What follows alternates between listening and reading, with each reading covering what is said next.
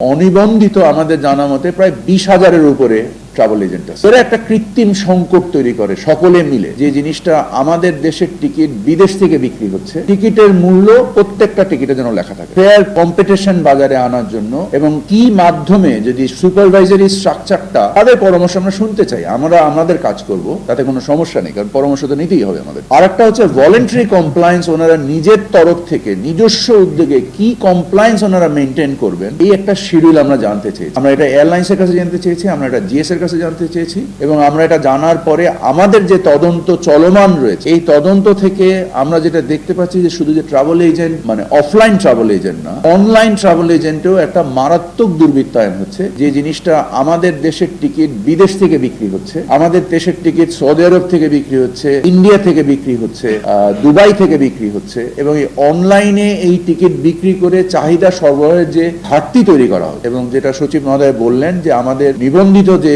Travel agent আছে সম্ভবত 1,005, অনিবন্ধিত আমাদের জানা মতে প্রায় 20,000-এর উপরে ট্রাভেল এজেন্ট আছে।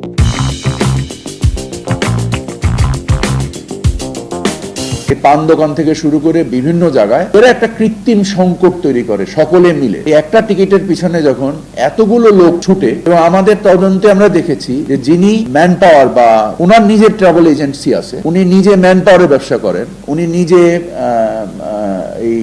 এই হজ এজেন্সির ব্যবসা করেন, এই সকলের সমন্বিত একটা জায়গায় এসে, আমি নিজে যখন গতকাল আমি এবং সচিব মহোদয় যখন আমরা এয়ারপোর্টে যে বেশ কিছু প্যাসেঞ্জার যারা ওমরায় যাচ্ছেন, যারা মানে বিদেশে কর্ম উদ্দেশ্যে বিদেশে যাচ্ছেন, আমরা যখন দেখি টিকিটের মধ্যে কোনো মূল্য লেখা নেই, আমরা যখন জিজ্ঞেস করি টিকিট কত টাকা দিয়ে কিনেছেন, স্পষ্টভাবে বলতে পারেন না। কেন পারেন না? কারণ ওনারা জানেন একটা প্যাকেজ মূল্য, আমি এত টাকা দিয়ে বিদেশে যাচ্ছি। তো ওনার কাছে জিনিসটা স্পষ্ট না। এবং যিনি ওই ম্যান পাওয়ারের ব্যবসা করছেন, উনি আবার ট্রাভেল এজেন্টের মালিক। উনি হয়তো বলছেন যে ট্রাভেল এজেন্সি তোমার টিকিটের দাম বেড়েছে। এটা কতটুকু সত্য কতটুকু অসত্য আমরা নিজেরা জানি না, যতক্ষণ পর্যন্ত টিকিটের মূল্যটা টিকিটের মধ্যে লেখা না থাকবে। এবং আমরা যখন জিএসএ দের সাথে কথা বলেছি, আমাদের সাথে স্পষ্ট উচ্চ উচ্চারণে ওনারা বলেছেন যে একটা টিকিট দেখান এটার দাম এত গুণ বেশি, আপনারা যে আমাদেরকে এরকম দোষারোপ করছেন, আমি যে দেখছি কোনো টিকিটের দামই নাই, এটা আমি দেখাবো কোত্থেকে? আপনাদের মাধ্যম দিয়ে আমি একটু বলতে চাই যে আপনারা এর সাথে যারা সংশ্লিষ্ট ট্রাভেল এজেন্সি, তাদেরকে বাধ্য করেন যে তারা,